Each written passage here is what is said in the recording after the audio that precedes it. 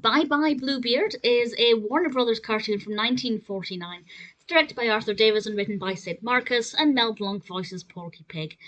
And I didn't mind it, but I was surprised to see it's got 7.1 out of 10 on IMDb, which is a pretty incredible rating, certainly for a Warner Brothers cartoon.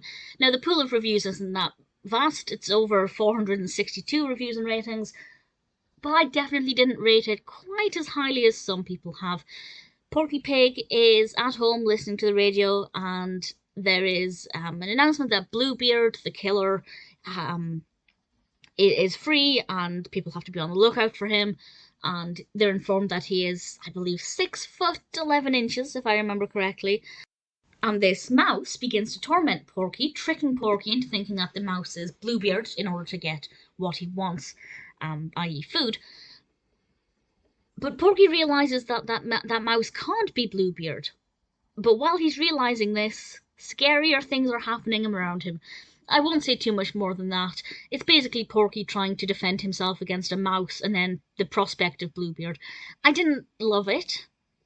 I didn't hate it. I liked the character of the mouse.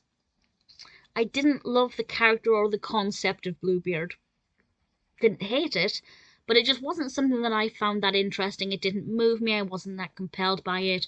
To be quite frank, as much as I love Porky Pig, I genuinely didn't care what the outcome of this animation was. So the narrative I didn't think was that interesting, but it's well animated. It is consistent in its style and its tone. The pacing is good. It gets to the point quickly while allowing us a little bit of time to set up. So fundamentally, it's not bad. It's not a bad creation. I have seen better cartoons with a similar premise, though admittedly not with Bluebeard. And the mouse was an interesting choice. I feel like the mouse would have worked better if it had been like a bird or something, like a parrot. But that's just a personal preference. It's not necessarily a bad thing. Bye Bye Bluebeard. I'd say it's worth watching at least once, particularly if you're a fan of Porky Pig, because I do love Porky Pig. I'm a very big fan of Porky Pig. But there wasn't anything about it that made me kind of think, well, I want to immediately watch this again, which does happen with Warner Brothers cartoons. Maybe I'll watch it again in the future. Definitely not in a hurry to do so. But I would say give it a watch at least once. Let me know what you think. By no means is it terrible.